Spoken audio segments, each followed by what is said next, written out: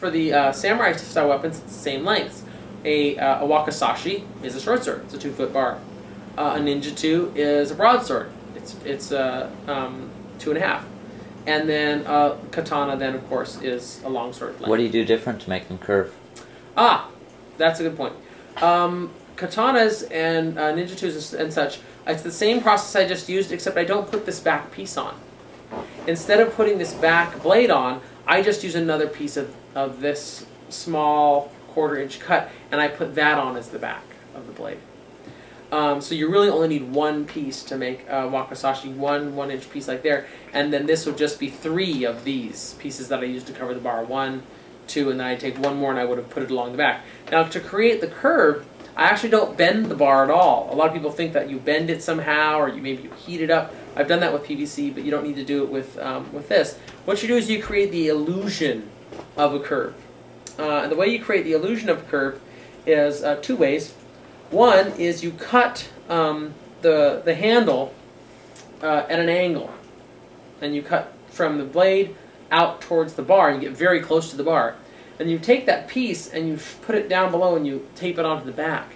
And what you get is as a bar, it would look like the sword goes like this, and then it looks like the handle's going like that. But really, the sword itself is doing that, but the bar is still remaining straight.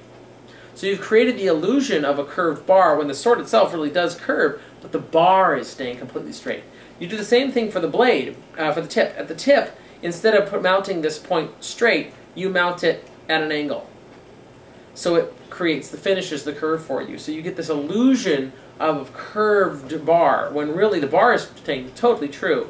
It's just the foam that's curving. And probably, if you wanted to, you could also curve the piece that you put on the back some. You mean this piece here? No, you said you put a thin piece on the back of the blade. Oh yeah, back here. And you could probably make the ends of it a little longer. Yes, you could. You could add a little bit here or add a little bit here. In fact, with the katanas, since they're so long, I actually add a little piece of foam, a small piece, something like something like this.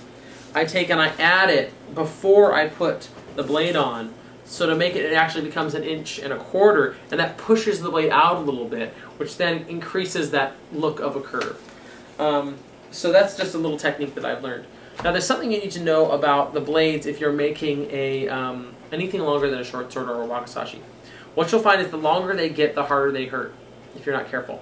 And I don't do anything longer than 3 feet with this kind of rod. What I found is that anything longer than 3 feet, and unless it's in the hands of a real professional, it tends to have kind of a slap to it.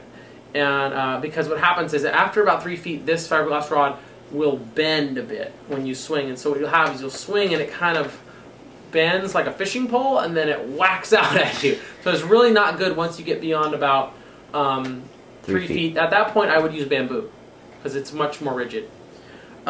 So if you're going to get anything longer than that, what you're going to do is you're going to need to do a little technique right here at the last 6 inches.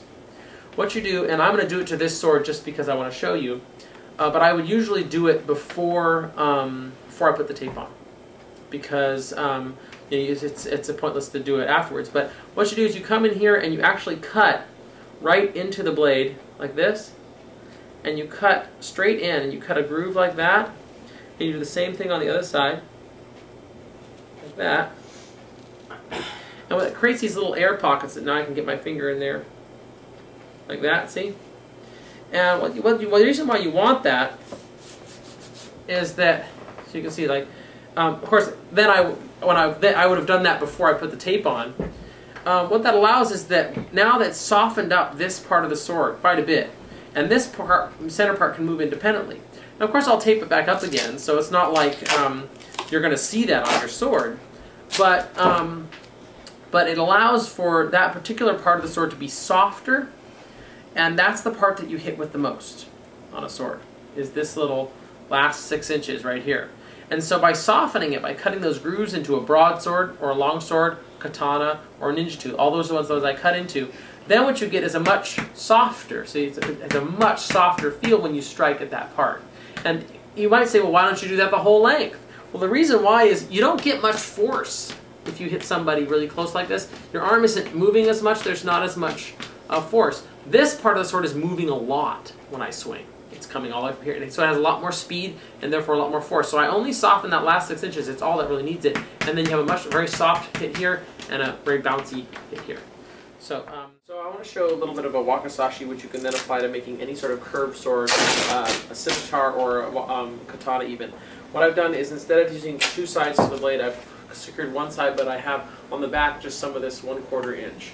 Because I don't need to really strike with the back. So I've just secured that on, and I'm going to finish securing it here by putting another piece on and just taping it down really tight like that. Now, we were talking about earlier about creating the illusion of a curve, because you can't really curve these bars.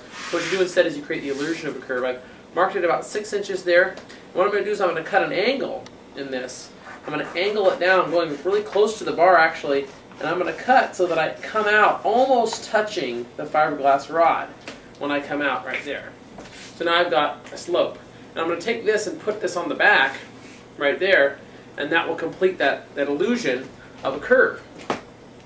That way my sword will look like a curved wakizashi or an ancient style katana perhaps, but the bar itself is going to stay true. So that's the step I'll do there, and I would secure that up. The other thing to do is to create the illusion of curve at the tip too. I've taken the tip and I've sort of cut at an angle to give it more of a sort of looking like a curve, and I'm going to secure this tip on at an angle also, just so that it will look curved when I'm done. And that's just done by simply taping it at an angle. Just hold that up and... So there. And tape at an angle, you get a curved sword.